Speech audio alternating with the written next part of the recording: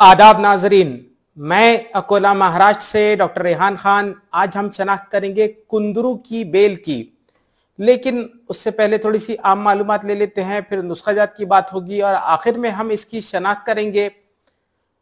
इसके नाम से शुरू करते हैं। कुंदरू इस नाम से हिंदी में लिखा गया है इसे, और बिम्बी ये इसका संस्कृत नाम है। कुंदरूस इस नाम से फारसी में जाना जाता है, और बेखे कब्र या कब्र या इस किस्म से कब्र हिंदी, इस किस्म के नाम यूनानी किताबों में इसके आए हैं। इसका जो लातीनी नाम है वो कॉक्सिनिया इंडिका या सिफिलेंड्रा इंडिका या कॉक्सिनिया कॉर्डिफोलिया, इस किस्म के इसके लातीनी नाम है। इसकी दो किस्में होती हैं और दोनों किस्मों के एतबार से इसका मिजाज अलग अलग है। जो शीरी किस्म है उसका मिजाज अलग है और जो तल्ख किस्म है उसका मिजाज अलग है। इसकी जो शीरी किस्म है वो मोतदिल मानी जानी चाहिए, और इसकी जो तल्ख किस्म है वो गर्मोतर या गर्म खुश्क मानी जानी चाहिए। असल में इसके जो फल होते हैं, यानी दोनों किस्मों के उनके जो फल होते हैं उनका मिजाज सर्दतर होता है। इसके फूलों का मिजाज भी सर्दतर होना चाहिए, और इसकी जड़ का जो मिजाज है वो सर्द खुश्क होना चाहिए। अब इसके पीछे, इसके मिजाज के पीछे अलग अलग वजह है। चूंकि इसकी जो जड़ होती है वो मुमसिक होती है, इसीलिए इसे सर्द खुश्क माना जाना चाहिए, और वो यानी इसकी जड़ काबिज भी होती है। इसके जो पत्ते होते हैं वो मुसिल सफरा होते हैं, इसीलिए एक किस्म से गर्मतर उन्हें माना जा सकता है। इसके पत्तों को बाज लोग, असल में जो गर्म किस्म होती है उसको मुहल्लिल के तौर पर जाना जाता है, और वो मुसफ़ी खून भी है, और दवाअन जो तल्ख किस्म है वही इस्तेमाल की जाती है। जबकि जो शीरी किस्म है उसका इस्तेमाल हम लोग तरकारी बनाने में करते हैं। महाराष्ट्र में इसका काफी इस्तेमाल है आजकल। तो इस किस्म के इसके मिजाज के बारे में एक मुफस्सिल बहस की जा सकती है, और इसका एक बयान, बेहतरीन बयान जो है वो खजाइनुल अदविया इस किताब में मिलता है। हालांकि हमारे यहाँ जो मुकामी तौर पर मराठी जुबान में किताबें पाई जाती हैं उनमें भी एक अच्छा खासा इसका बयान मिलता है। बाज किताबों में से फात जहर माना गया है, बाज किताबों में से यरकान की अक्सरी दवा माना गया है। फोक मेडिसिन में और कबाइल के नजदीक भी ये यरकान की एक बेहतरीन दवा है। बाज लोग इसका जिरियान में इस्तेमाल करते हैं, खासतौर से इसकी जड़ का। तो इस किस्म के इसके एक किस्म से अफाल व खवास थे। अब इसके नुस्खा जात नोट कीजिए।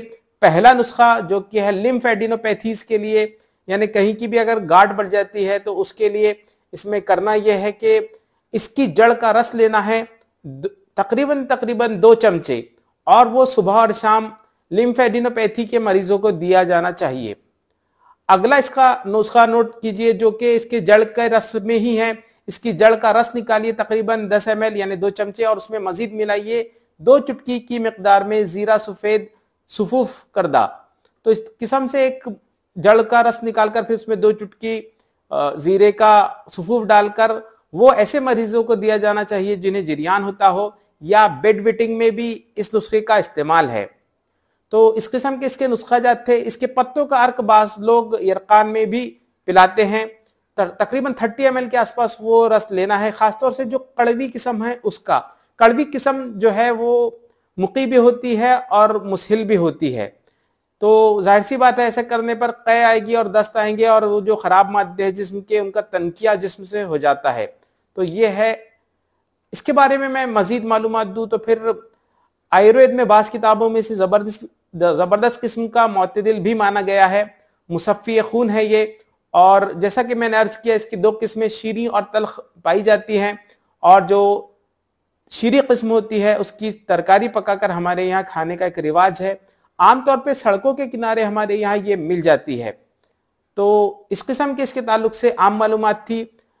बेहतर यह है कि इसे तनकिए के तौर पर याद किया जाना चाहिए। एक जुमले में अगर इस बेल को याद रखना है तो फिर बदन का तनकिया करने की गर्ज से इसे याद किया जाना चाहिए।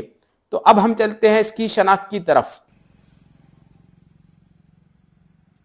नाजरीन, ये है कुंदरू के फूल, कॉक्सिनिया ग्रैंडिस या कॉक्सिनिया इंडिका इसका लातीनी नाम है।